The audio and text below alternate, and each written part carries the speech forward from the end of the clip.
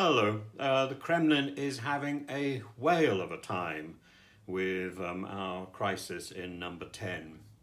Um, and Boris is described as being the main sponsor of the Ukrainian war.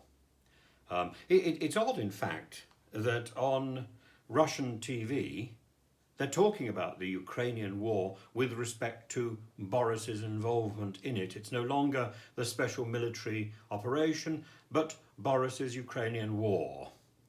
And he's also described as a clown who got his ass kicked. I do loathe that expression.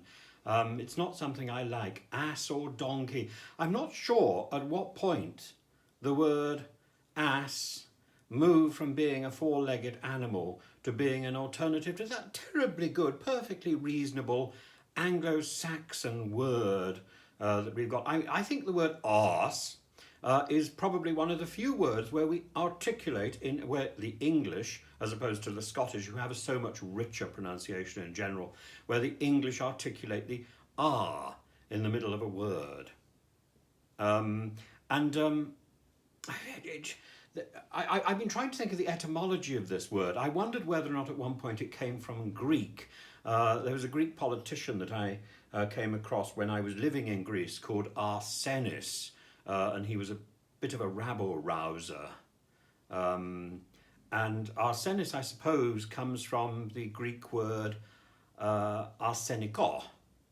And arsenikos, quite apart from being the word which gives us the English word arsenic, that wonderful poison, arsenikos comes from the Greek word which simply means male or virile. And in fact, if you were to go to the Isle of Naxos, you'll find there's an entire cheese industry there, rather strong, rather hard, chunky cheese, which is which has this name. But in fact, if you go to Corfu, one of the great patrons of Corfu is the first bishop of Corfu, Arsenius, who's the patron saint, and there's also a fascinating man who holed himself up in a cave on Mount Athos, the holy mountain.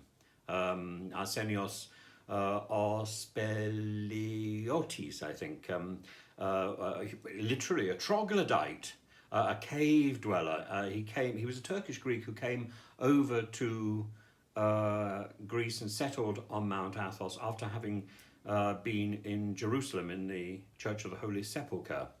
And he abandoned the life in Jerusalem for the eremitic life. But back to Putin's cronies. You've got Olga Skabayeva. She's now known as the Iron Doll, and her husband Yevgeny Popov.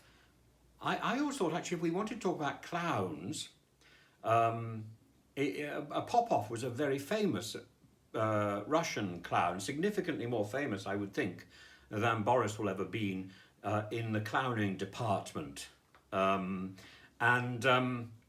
Anyway, they say Popov is Olga's husband, I think, and they say that the coalition is crumbling in front of our eyes, the coalition to support the Ukraine, and this anti-Putin coalition has crumbled in Downing Street.